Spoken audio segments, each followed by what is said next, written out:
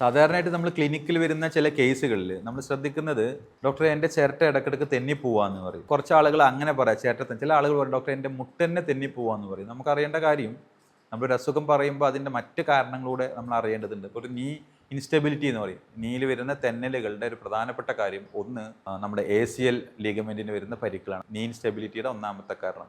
രണ്ടാമതായി വരുന്നത് നമുക്ക് തേയ്മാനം വന്നിട്ടുള്ള ലൂസ് ബോഡികൾ, തേയ്മാനം വന്നിട്ട് ലൂസ് ബോഡി ജോയിൻ്റ് ഉണ്ടെങ്കിൽ ജോയിൻ്റ് ഇൻസ്റ്റെബിലിറ്റി വരാറുണ്ട്. അതേപോലെ തന്നെ നമ്മൾ ചില മെനിസ്കൽ ഇഞ്ചുറി വരികയാണെങ്കിൽ പെട്ടെന്ന് നമുക്ക് ഇപ്പോൾ കുട്ടികൾക്ക് വരുന്ന യോസ്റ്റോകോൺട്രൈറ്റിസ് ഡെസിക്കൻസ് അതല്ലെങ്കിൽ ഡിസ്കോഡി മെനിസ്കസിലൊക്കെ അവർക്ക് നീ ഇൻസ്റ്റെബിലിറ്റി ചില സമയത്ത് തോന്നാറുണ്ട്. എന്നാൽ ചില ആളുകൾക്ക് ഇടയ്ക്കിടയ്ക്ക് ചിരട്ടത്തിന് അവരങ്ങനത്തെ പറയും ഡോക്ടർ എൻ്റെ ചിരട്ട ഒന്നിങ്ങനെ മാറി നിന്നു, അത് വീണ്ടും തിരിച്ചു വന്നു, ആ ശേഷം ഭയങ്കര പെയിൻ ഉണ്ടായിരുന്നു, സ്വെല്ലിങ് ഉണ്ടായിരുന്നു, കാല് ചവിട്ടാൻ പറ്റിയിരുന്നില്ല എന്ന് പറഞ്ഞു വരാറുണ്ട്. ഈ അടുത്തോടെ നമുക്ക് ഇങ്ങനത്തെ കേസുകൾ വന്നിട്ടുണ്ടായിരുന്നു. അതാണ് നമ്മൾ പറയുന്നത് പെറ്റല്ല ഡിസ്ലൊക്കേഷൻ. നമ്മൾ കാൽമുട്ടിൻ്റെ ചിരട്ടയ്ക്ക് വരുന്ന തെന്നൽ പൊസിഷൻ നിന്ന് മാറിപ്പോവുക നമ്മൾ പറയും പെറ്റല്ല ഡിസ്ലൊക്കേഷൻ എന്ന് പറയും.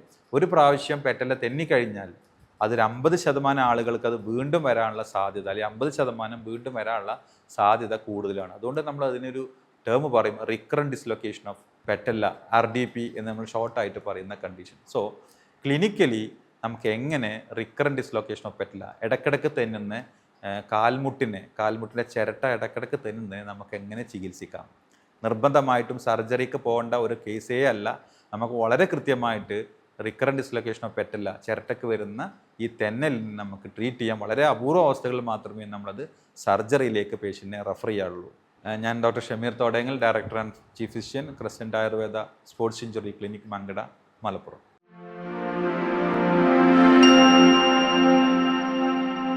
ഓക്കെ, അപ്പോൾ നമുക്ക് എങ്ങനെ നോക്കാം, എങ്ങനെയാണ് ഇടയ്ക്കിടയ്ക്ക് വരുന്ന പെറ്റല്ല ഡിസ്ലൊക്കേഷന്, തെന്നലിന്, ചിരട്ട തെന്നലിന് നമുക്ക് എങ്ങനെ ട്രീറ്റ് ചെയ്യുക എന്നുള്ളതാണ്. അപ്പോൾ നമ്മളെപ്പോഴും ശ്രദ്ധിക്കേണ്ട കാര്യം, ആർക്കാണ് സാധാരണ രീതിയിൽ ചിരട്ട തെന്നൽ വരുന്നത്? ഒരു യങ് ഏജിലാണ് സാധാരണ. പ്രായ ആളുകൾക്ക് പെറ്റല്ല ഡിസ്ലൊക്കേഷൻ വരാനുള്ള സാധ്യത പൊതുവെ കുറവാണ്. യങ് ഏജിൽ കുട്ടികൾക്കും അഡോളസൻ്റ് ഏജിലാണ് ഏറ്റവും കൂടുതൽ പെറ്റല്ല ഡിസ്ലൊക്കേഷൻ വരാറ്. പ്രത്യേകിച്ച് ലേഡീസിനാണ്. നമുക്കറിയാം വൈഡ് ആയിട്ടുള്ള പെൽവിക് ബോൺ, ഇവർക്ക് വൈഡ് പെൽവിസ് ബോൺ വരുന്ന സമയത്ത് നീയിൽ നമുക്ക് ക്യൂ ആംഗിൾ എന്ന് പറഞ്ഞ ഒരു പാരാമീറ്റർ ഉണ്ട്. ആ ക്യൂ ആംഗിൾ കൂടുതലാണ് ലേഡീസിന്. അതുകൊണ്ട് തന്നെ ഏറ്റവും കൂടുതൽ ക്യൂ ആംഗിൾ കൂടുന്നതുകൊണ്ട് തന്നെ ഏറ്റവും കൂടുതൽ പെറ്റല്ല ഡിസ്ലൊക്കേഷനും അതുപോലെ തന്നെ ഏറ്റവും കൂടുതൽ ACL ഇഞ്ചുറിയും വരുന്നത്. അപ്പോൾ അതിൻ്റെ ഒന്നാമത്തെ കാരണം ഒന്ന് ലേഡീസിന് വരുന്ന വൈഡ് പെൽവിസ് ആണ്. രണ്ടാമത്തായിട്ടുള്ള കാരണം ചില മസിലിൻ്റെ വീക്ക്നെസ് ആണ്. അതുപോലെ തന്നെ ചില മസിലിന് വരുന്ന ടൈറ്റ്നെസ് ആണ്. പിന്നെ ഒരു പ്രധാനപ്പെട്ട കാരണം ജന്മനാ വരുന്ന നമ്മുടെ പെറ്റല്ല, നമ്മുടെ ചിരട്ട ഫീമറിൽ നിൽക്കുന്ന ഒരു കുഴിയുണ്ട്, നമ്മൾ ട്രൊക്ലിയ എന്ന് പറയും, ട്രൊക്ലിയ ഡിസ്പ്ലേഷ്യ എന്ന് പറയും. ആ ഒരു ചിരട്ടയുടെ ആ ഒരു ഹോളിന് വരുന്ന ആ ഒരു പ്രതലത്തിന് വരുന്ന ഷേപ്പിൽ വ്യത്യാസം കൊണ്ടാണ്. സോ ട്രൊക്ലിയർ ഡിസ്പ്ലേഷ്യ ജന്മനാ വരുന്ന ടൈപ്പ് B, ടൈപ്പ് C എന്നൊക്കെ പറഞ്ഞിട്ടുള്ള ട്രൊക്ലിയർ ഡിസ്പ്ലേഷ്യ, ആ ഒരു പ്രതലത്തിന് വരുന്ന ഷേപ്പ് വ്യത്യാസം കൊണ്ട് ചിരട്ട ഇടയ്ക്കിടയ്ക്ക് തെന്നാം. രണ്ടാമത്തെ കാരണം ഏറ്റവും പ്രധാനമായിട്ട് നമ്മൾ കാണുന്നത് പെറ്റലയെ സപ്പോർട്ട് ചെയ്യുന്ന മീഡിയൽ പെറ്റലോഫിമറൽ ലിഗമെൻ്റ് എന്ന് പറയും. മീഡിയൽ സൈഡിലുള്ള MPFL എന്ന് നമ്മൾ ഷോർട്ടായിട്ട് പറഞ്ഞ ലിഗമെൻറ്റിൽ നിന്ന് വരുന്ന ബലക്കുറവുകളോ അല്ലെങ്കിൽ ആ ലിഗമെൻറ്റിൽ നിന്ന് വരുന്ന പരിക്കുകളോ ലിഗമെൻറ്റ് ടിയറുകളോ ആണ് റിക്കറൻറ്റ് ഡിസ്ലൊക്കേഷൻ ഓഫ് പെറ്റല്ല വരാനുള്ള കാരണം. അപ്പോൾ നമ്മൾ ശ്രദ്ധിക്കേണ്ട കാര്യം ജന്മനാ വരുന്ന ട്രൊക്ലിയർ ഡിസ്പ്ലേഷ്യ ഉണ്ടോ നോക്കണം, മീഡിയൽ പെറ്റലോഫിമറൽ ലിഗമെൻറ്റിന് വീക്ക്നെസ് വരുന്നുണ്ടോ അല്ലെങ്കിൽ അതിന് പരിക്കുകൾ വന്നിട്ടുണ്ടോ നോക്കണം. അതേപോലെ തന്നെ വൈഡ് ആയിട്ടുള്ള പെൽവിസ്, പ്രത്യേകിച്ച് ലേഡീസിലാണെങ്കിൽ ക്യൂ ആംഗിൾ അനുസരിച്ച് അവരുടെ ഇലിയോടിബിയൽ ബാൻഡ് എന്ന് പറയും, നമ്മളെ ലാറ്ററൽ തൈ, നമ്മളെ ഇലിയം മുതൽ നമ്മൾ ടിബിയ വരെ ലാറ്ററൽ സൈഡിലോട്ട് പോകുന്ന ഒരു ബാൻഡ് ടിഷ്യൂ ഉണ്ട്, അതാണ് IT ബാൻഡ് എന്ന് പറഞ്ഞത്. സോ ഈ IT ബാൻഡ് ടൈറ്റ്നെസ് വരുന്നുണ്ടോ നോക്കണം. അതുപോലെ തന്നെ ഗ്ലൂട്ട് മസിൽ വീക്കാണോ നോക്കണം. സോ ഈ ഒക്കെ പാരാമീറ്ററുകൾ നോക്കിയിട്ടാണ് നമ്മൾ സാധാരണയായിട്ട് പെറ്റല്ല ഡിസ്ലൊക്കേഷൻ നമ്മൾ ചികിത്സിക്കുന്നത്. പ്രത്യേകം ഞാൻ നേരത്തെ പറഞ്ഞു സ്ത്രീകളിലാണ് കൂടുന്നത്. അതുകൊണ്ട് തന്നെ സ്ത്രീകളിൽ പെറ്റല്ല ഡിസ്ലൊക്കേഷൻ വരുമ്പോൾ പൊതുവേ നമുക്ക് ചികിത്സിക്കാനും കുറച്ച് ബുദ്ധിമുട്ടാണ്. മെയിലിൽ വരുന്ന പെറ്റല്ല ഡിസ്ലൊക്കേഷനാണ് കുറച്ചുകൂടെ നമുക്ക് ട്രീറ്റ് ചെയ്യാൻ എളുപ്പം. അതിന് രണ്ട് കാരണങ്ങൾ, ഒന്ന് വൈഡ് പെൽവിസ് ആണ്, ഒന്ന് അവർക്ക് വട്ടൊക്കെ വലുതായതുകൊണ്ട് മസിൽ വീക്ക്നെസ് വരാനുള്ള സാധ്യതയുണ്ട്, IT ബാൻഡ് ടൈറ്റ്നെസ് വരാനുള്ള സാധ്യതയും അവർക്ക് കൂടുതലാണ്. അതുകൊണ്ട് തന്നെ നമ്മൾ ട്രീറ്റ്മെൻറ്റ് കൊടുക്കുന്ന സമയത്ത് ഈ പാരാമീറ്റേഴ്സ് പ്രത്യേകം ശ്രദ്ധിക്കണം. ഇത് വന്നു കഴിഞ്ഞാൽ അതിൻ്റെ പ്രസൻറ്റേഷൻ എന്തായിരിക്കും? സാധാരണയായിട്ട് നമുക്കറിയാം നമ്മുടെ ലെഗ് ആങ്കർ ചെയ്തിട്ട് പെട്ടെന്ന് നമ്മൾ തിരിയുമ്പോഴാണ്. ചില ആളുകളൊക്കെ പറയും ഡോക്ടറെ ഒരു സാധനം എടുത്ത് ഞാനിങ്ങനെ തിരിഞ്ഞപ്പോഴാണ്. ചില പേഷ്യൻസ് പറയാറുണ്ട് ഇരുന്ന സമയത്ത് ഇരുന്നിട്ട് ഞാനൊന്ന് തിരിഞ്ഞപ്പം എൻ്റെ ചിരട്ട തെന്നുമ്പോൾ നമ്മൾ ശ്രദ്ധിക്കേണ്ട ഒരു കാര്യം, നമുക്കൊരു എക്സ്റ്റൻസർ മെക്കാനിസം എന്ന് പറഞ്ഞ ഒരു ഫാക്ടർ അവിടെ നമ്മുടെ നീലുണ്ട്. നമുക്കറിയാം നമ്മുടെ തൊടൻ്റെ മുന്നിലുള്ള കോർട്ടിസെപ്സ് മസിൽസ് ഉണ്ട്, പെറ്റല ടെൻഡൻ ഉണ്ട്, അതുപോലെ തന്നെ പെറ്റല്ലയുണ്ട്, നമ്മുടെ അവിടെ പെറ്റല റെറ്റിനാക്കുലം എന്ന് പറഞ്ഞ ഒരു സ്ട്രക്ചർ ഉണ്ട്. അതുപോലെ തന്നെ രണ്ട് സൈഡിലും ലാറ്ററൽ പെറ്റലോഫിമറിലും മീഡിയൽ പെറ്റലോഫിമറിലും ഇത്രയും സ്ട്രക്ചറുകൾ ചേർന്നതാണ് എക്സ്റ്റൻസർ മെക്കാനിസം എന്ന് പറയുന്നത്. നമുക്കറിയാം പെറ്റല ഫ്രാക്ചർ വരാം.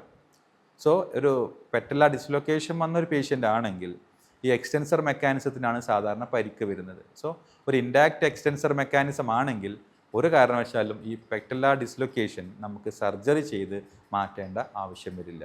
ഇനി ക്ലിനിക്കലി നമ്മൾ ശ്രദ്ധിക്കേണ്ട ഒരു കാര്യം, പെറ്റല ഡിസ്ലൊക്കേഷൻ എപ്പോഴും പെറ്റല മുകളിലോട്ടും ഔട്ടർ സൈഡിലോട്ടും ലാറ്ററൽ സൈഡിലോട്ടും ആയിരിക്കും എപ്പോഴും പെറ്റല ഡിസ്ലൊക്കേഷൻ വരും. അതിൻ്റെ കാരണം ഞാൻ നേരത്തെ പറഞ്ഞ പോലെ നമ്മുടെ ഒരു ക്യൂ ആംഗിൾ വരുന്നതുകൊണ്ട് തന്നെ ക്വാഡ്രിസെപ്സ് പുള്ള് പ്രത്യേകിച്ചും അപ്പർ ആൻഡ് ഔട്ടർ ആസ്പെക്റ്റിലായിരിക്കും നമുക്ക് കാണുക. അപ്പോൾ സാധാരണ രീതിയിൽ നമുക്ക് പെറ്റല ഡിസ്ലൊക്കേഷൻ ആസ് സച്ച് നമുക്ക് കിട്ടാനുള്ള സാധ്യത കുറവാണ്. അത് കാരണം ഒരിട്ടം പെറ്റല ഡിസ്ലൊക്കേഷൻ വന്ന ഒരാളെ ചിലപ്പോൾ വണ്ടിയിലോട്ട് മാറ്റുകയൊക്കെ ചെയ്യുന്ന സമയത്ത് ഇത് താനെ റെഡ്യൂസ് ചെയ്യും. ഒരു ഡോക്ടറുടെ സഹായം ഇല്ലാതെ തന്നെ പെറ്റല ഡിസ്ലൊക്കേഷൻ പഴയ പോലെ ആവാനുള്ള സാധ്യത കൂടുതലാണ്.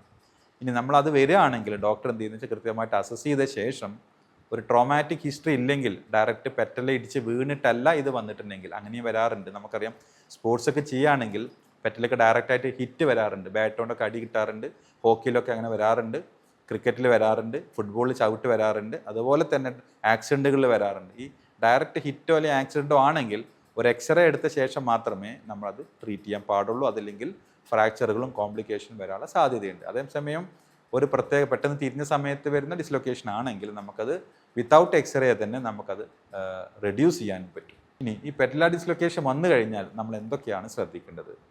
ഏറ്റവും ഇമ്പോർട്ടൻ്റ് ആയിട്ടുള്ള നമുക്കറിയാം, ഒരു പെറ്റലയുടെ സപ്പോർട്ട് ചെയ്യുന്ന മീഡിയൽ പെറ്റലോഫിമറൽ ലിഗമെൻറ്റിന് ടിയർ കൊണ്ടാണ് സാധാരണ രീതിയിൽ പെറ്റല ഡിസ്ലൊക്കേഷൻ വരുന്നത്. ലിഗമെൻറ്റ് റപ്ചറാണ്. അതുകൊണ്ട് തന്നെ ഒരു 2 ആഴ്ച മുതൽ 3 ആഴ്ച വരെ കൃത്യമായിട്ട് നമ്മൾ പ്രോപ്പറായിട്ടുള്ള റെസ്റ്റ് കൊടുക്കുക എന്നുള്ളതാണ് ഒരു നീ സപ്പോർട്ട് എന്ന് പറയും, ഒരു നീ ഇമ്മൊബിലൈസർ എന്ന് പറയും. ഒരു 14 ഇഞ്ച് മുതൽ ഒരു 22 ഇഞ്ച് വരെയുള്ള നീ സപ്പോർട്ട് അവൈലബിൾ ആണ്. അതൊരു 2 to 3 വീക്സ് നമ്മൾ നിർബന്ധമായിട്ട് യൂസ് ചെയ്യണം. അതിലൊരു 15 ദിവസം നമ്മൾ കാൽമുട്ട് മടക്കാതെ, കാലിനധികം ബലം കൊടുക്കാതെ, കാല് നിലത്ത് ചവിട്ടാതെ നമ്മൾ യൂസ് ചെയ്യാം.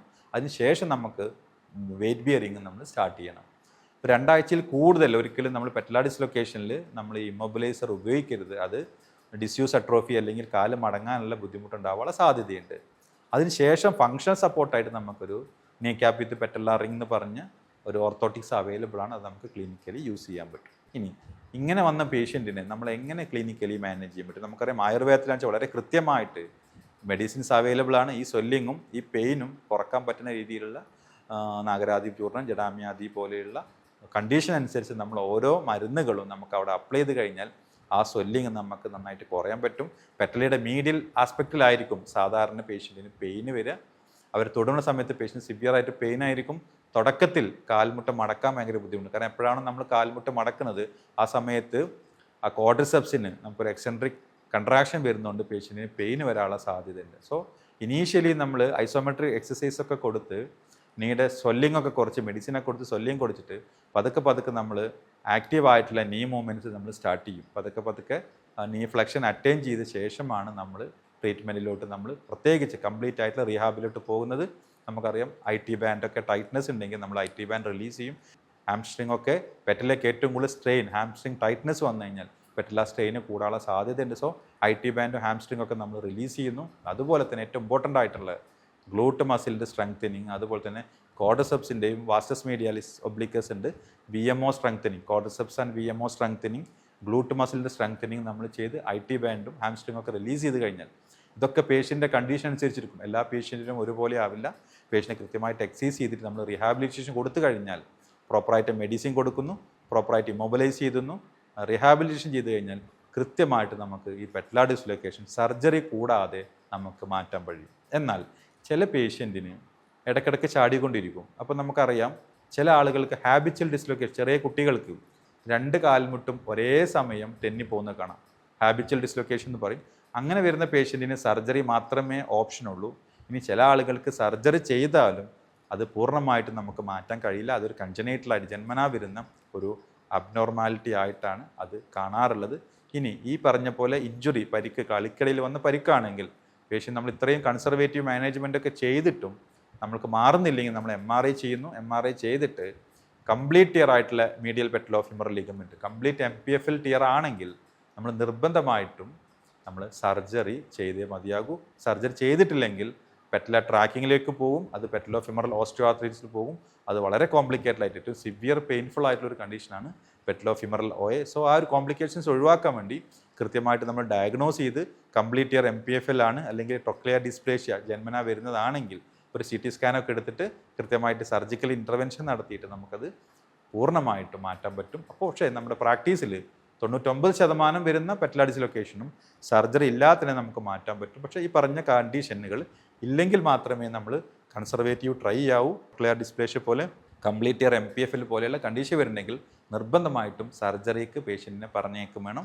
ഇത്രയാണ് പെറ്റല ഡിസ്ലൊക്കേഷനുമായി ബന്ധപ്പെട്ടിട്ട് നമുക്ക് പറയാനുള്ളത്. എന്തെങ്കിലും സംശയങ്ങളുണ്ടെങ്കിൽ നിങ്ങളുടെ കൂടെയുള്ള പരിചയത്തിൽ ആരെങ്കിലും ഇടയ്ക്കിടയ്ക്ക് ചിരട്ട തന്നുന്ന ഇഷ്യൂസ് ഉണ്ടെങ്കിൽ തീർച്ചയായിട്ടും നമുക്ക് ഓൺലൈൻ അല്ലെങ്കിൽ ഓഫ്ലൈൻ വന്നിട്ട് കൺസൾട്ടേഷൻ ചെയ്യാം. ക്ലിനിക്കലി പേഷ്യൻറ്റിനെ അസസ് ചെയ്ത ശേഷം നമ്മൾ ട്രീറ്റ്മെൻറ്റ് പറയും. സർജറി ആണെങ്കിൽ നമ്മൾ കൃത്യമായിട്ട് സർജറി ചെയ്യണം എന്ന് തന്നെയാണ് നമ്മൾ പറയാറുള്ളൂ. അപ്പോൾ എന്തെങ്കിലും സംശയം ഉണ്ടെങ്കിൽ താഴെ കാണുന്ന നമ്പറുകളിൽ വിളിക്കാം. നമുക്ക് ഓൺലൈൻ ഓഫ്ലൈൻ കൺസൾട്ടേഷൻ അവൈലബിൾ ആണ്. കൃത്യമായിട്ട് നമുക്ക് ട്രീറ്റ്മെൻറ്റ് ചെയ്യാം എന്നുള്ളത് കൊണ്ട് തന്നെ നമുക്കത് മാറ്റിയെടുക്കാൻ പറ്റുന്ന അസുഖങ്ങളായിട്ടാണ് നമ്മൾ പെറ്റല ഡിസ്ലൊക്കേഷൻ കൂട്ടാറ്. പറഞ്ഞ കാര്യങ്ങൾ കൃത്യമായിട്ടുണ്ടെങ്കിൽ ബന്ധപ്പെടാൻ മറക്കാതിരിക്കുക. Thank you.